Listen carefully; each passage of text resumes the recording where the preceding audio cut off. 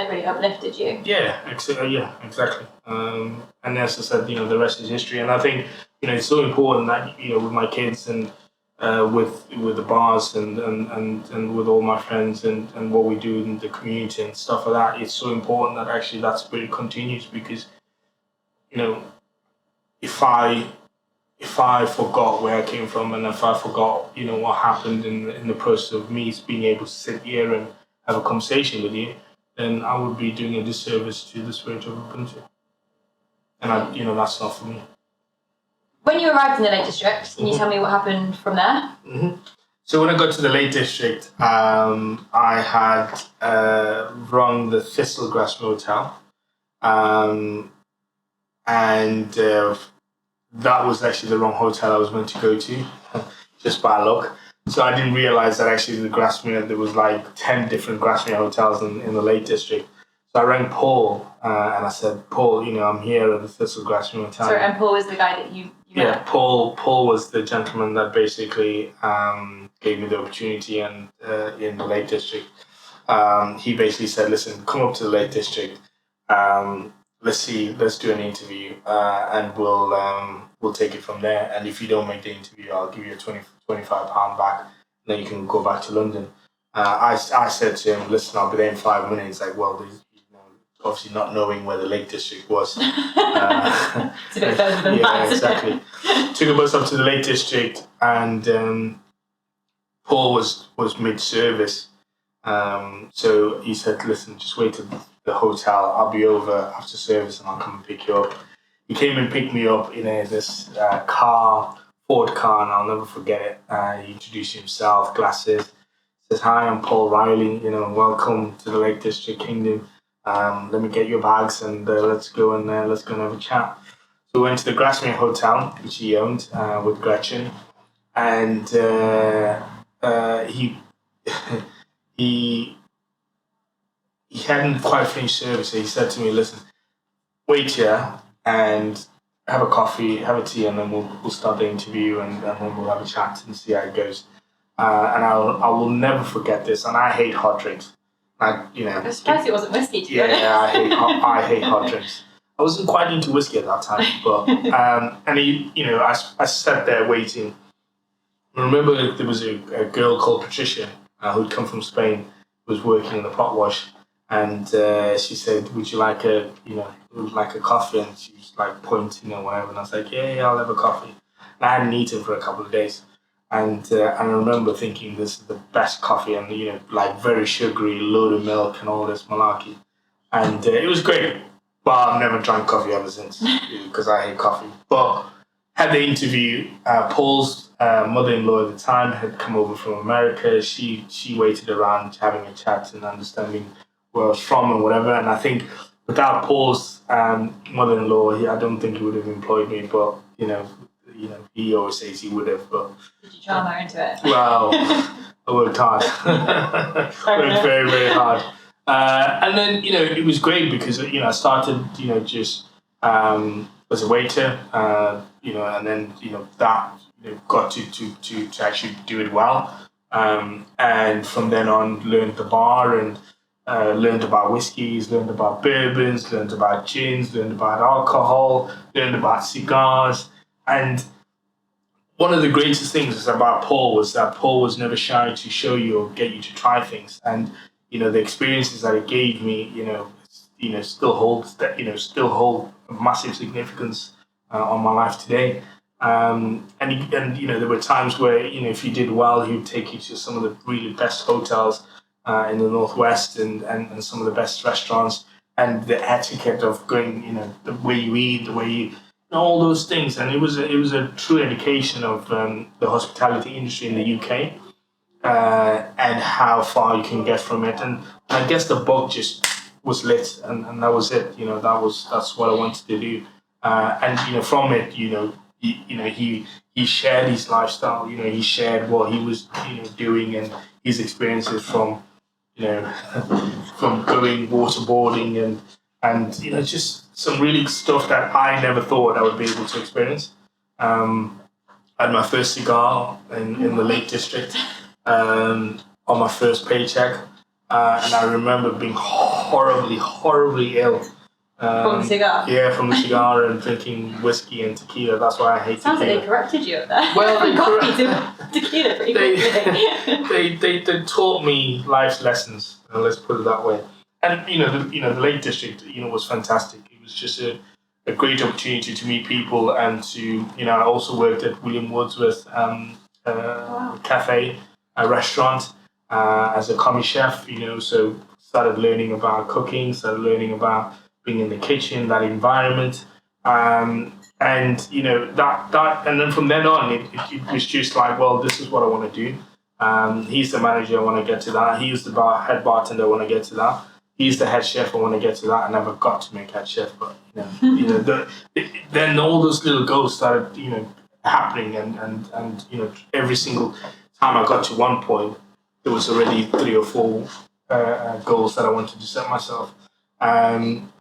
And then the most important goal was that I wanted to go to Manchester and live in Manchester and go and work at Old Trafford and go to the big city. Yeah, go to the big city and whatever. And and I was able to achieve that, and went and worked at Old Trafford for a couple of years, and watched the mighty United, and and then obviously when you go to a big city, it's a different environment, it's a different. Bit of a culture shock, isn't it? It's a culture shock. It's a change. You have to, there's a level of street smart that you need to get to.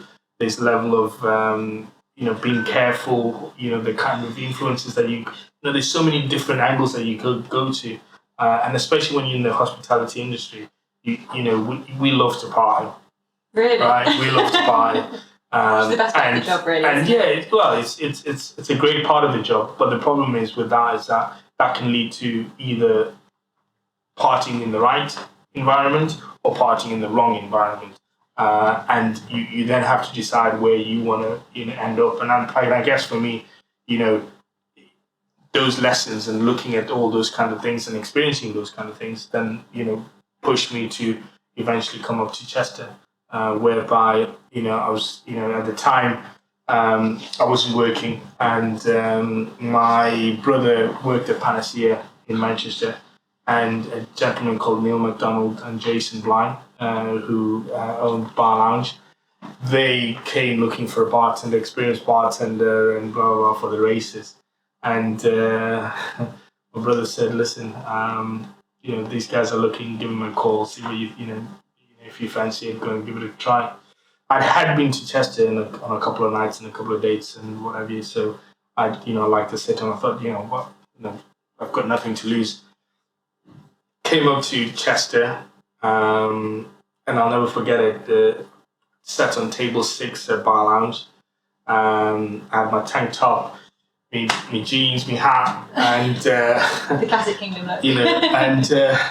And I remember years later, Jason saying, like, when I came to see you for an interview, I was like, what the hell is this guy? What is it? 1, he's called Kingdom. 2, he's got dreadlocks. 3, he's not necessarily dressed for an interview. He's just like, whatever. And that started the next journey of my, my career and a great friendship and a great many nights and lessons learned. I think it's an amazing story as well, how it sounds to me as if in the Lake District they kind of nurtured your passion for hospitality, and from then all of the yeses that, and the opportunities you said yes to really kind of expanded into absolutely. opportunities for you. Yeah, and I think Manchester was great. I've probably not spoken enough about Manchester. Manchester was great for me because I ended up being able to work in some very high-end places, being able to look after high-end clients and guests, but also it gave me a grit to be determined. That's where I was determined that I was going to own my own bar, and I was determined that I was going to have my own business, and that was that was it. That was the focus. And I think what Chester did for me was, Neil pretty much said, look, you can come into Chester and you can come and work here, and we'll help you learn the business, learn the industry and the hospitality industry as a whole. And give you the skill sets to be able to achieve your own goals and your own dream. And I think that was the biggest a draw to Chester was, besides that, besides the people and the environment and the walls and all the great stuff that Chester is, that opportunity to be able to learn from some great people was very much the key to me moving to Chester. Yeah, and it sounds like a great opportunity to develop and grow in the industry that you love. I think. And I've learned loads, and and I've made loads of mistakes as well. We're not all perfect, but there were some tough times and some horrible times and some tough decisions and whatever. But on a whole, I wouldn't be where I am without having taken that decision to go and work at Bar Lounge. But at the same time, I think you are a very inspiring individual. Like you do have that personal drive and determination and kind of spirit to get to where you'd like to be. So how did that kind of play into you moving from working for someone else at Bar Lounge and then moving on to kind of now owning 3 hospitality venues and still growing? I think the drive, I always promised myself that by the age of 30, I would have my own bar and start my journey in as a business owner or as a bar owner. And I missed it by a few months. And when I got to that age, the clock and my way of thinking and the way I am is that we've got a goal, we've got to achieve it, and we need to move at pace. And if we've missed it a little bit, we try and catch up. And that's basically how it went. I was very lucky that I had good friends in Sean Lodge and Nick Fryer, who came along in the beginning of the journey of having the suburbs. I already lived in Hull for a very long time. Had a great time in Hull, and I just always felt that I wanted to stay in Chester. I didn't want to go back to Manchester, and I'd gone around looking at venues and looking at places that I could open. I just thought, you know what, I like Hull. I've lived in Hull for ages, and it's missing something, and something that actually would help the area and help as part of the regeneration of Hull, and an enhancement in creating a neighbourhood bar where everyone knows your name, and as cheesy as that sounds, but it's that reality is that we all know each other, we all look after each other, and being very, very part of the fabric of the community and getting really involved and getting dirty, getting your hands stuck in, and really believing that actually by having this bar here, you could really help people around the area. I mean, it's an amazing achievement because this bar is known by everyone, locally and in the wider area. Yeah. The suburbs is me. I am the suburbs. Kingdom is suburbs. Suburbs is kingdom. I'm very passionate about this place, and I'm very passionate about the building. I'm passionate about the food that we try and produce, the drinks. I'm passionate about the team. I'm passionate about the guests. The guests are just, there's nothing better than the involvement that we have in Hull and the people that we get to meet and have fun with, and get also obviously very, very merry. It's just great, and also the involvement of trying to be a positive impact in Hull is very important. Yes, of course, there have been some struggles and there have been some ups and downs and whatever, and there is in any business and in any community for that matter. But ultimately, if we can be a positive impact in the area, then long may continue. Was there ever a time that you doubted yourself or your ability to reach this point? Yeah. There were some low times. Absolutely.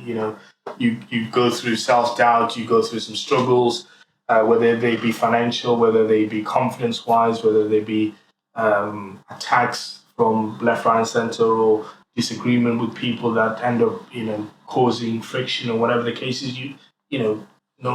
As I said, you end up doubting what you're trying to do. But then you always need to remember where you've come from. And you always need to go back to the center and, remember what the goals are in the beginning, what the aim is, and how you plan to get to those goals.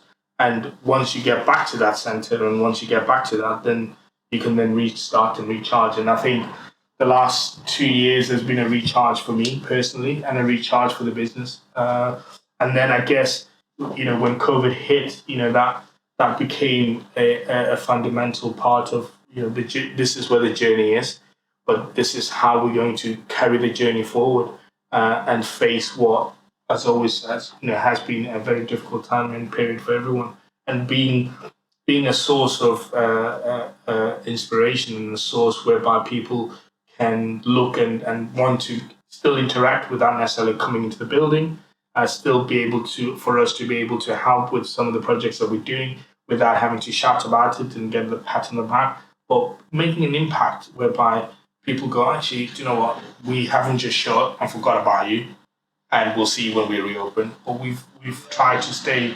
relevant and stay, communicating with our guests to make sure they're okay, or we've random acts of kindness, all these little things that actually make the suburbs what it is has been enhanced because we've had a reset.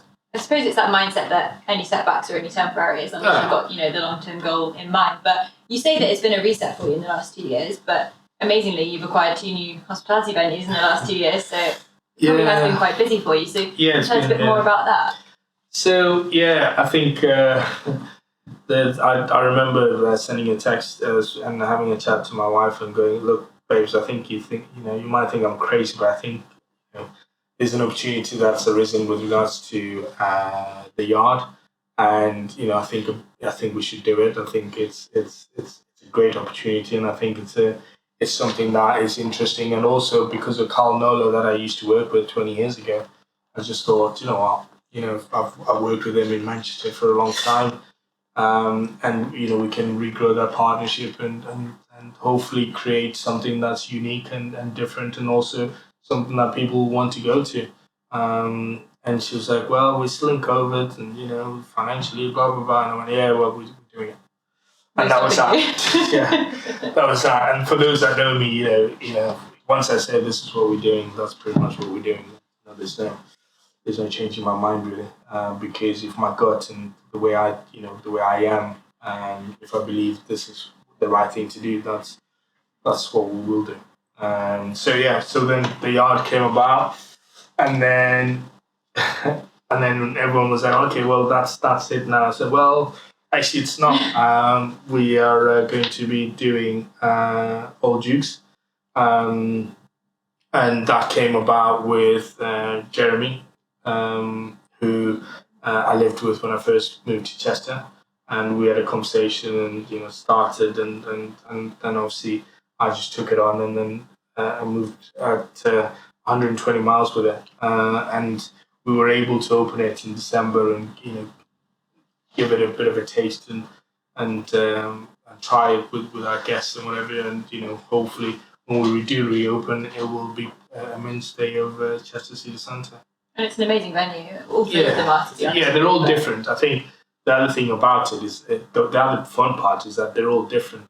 I would hate to just do the same thing over and over again and hope to make the best out of it. Whereas actually by having different concepts and different ideas and different foods and different styles of service, it just makes the diversity of the hospitality industry even more interesting and more fun, and actually more inspiring for the team as well, because the team are able to work from the Italian to South African influenced neighborhood bar to an American sports bar. So all different, but all with the same goal that we look after our guests, we have great food, great drinks, and make sure that when people leave the building, they've had a great time, ultimately. Which is amazing. And also, just with regards to what you just discussed with me, you mentioned a lot of individuals who you've worked with before, or you've known before. Did you feel in a way kind of that spirit of Ubuntu is behind that, and it's reaching out kindness where you can to support those individuals that have helped you in the past? Absolutely, because at every turn in my journey, I've had significant people that have helped me, and those significant people are still my friends today. I still go to them for advice. I still go to them for any support that I might need, and that that spirit of Ubuntu. They're my mentors, but that spirit of Ubuntu is fundamentally there because without their help and their advice and their tutelage and the occasional bollocking, I wouldn't be here. I wouldn't. Ultimately, I wouldn't. And some of them, have seen a drive and a passion and have helped enhance and cocoon it in the right direction instead of it going, as I said, Manchester could have gone one, either way. And thankfully it's gone the way that we are on which journey that we're on right now. And I'm sure you've passed that on, though, to your team, yeah, your staff absolutely. members, your friends. I think that's important. I think, I always treat the team as family.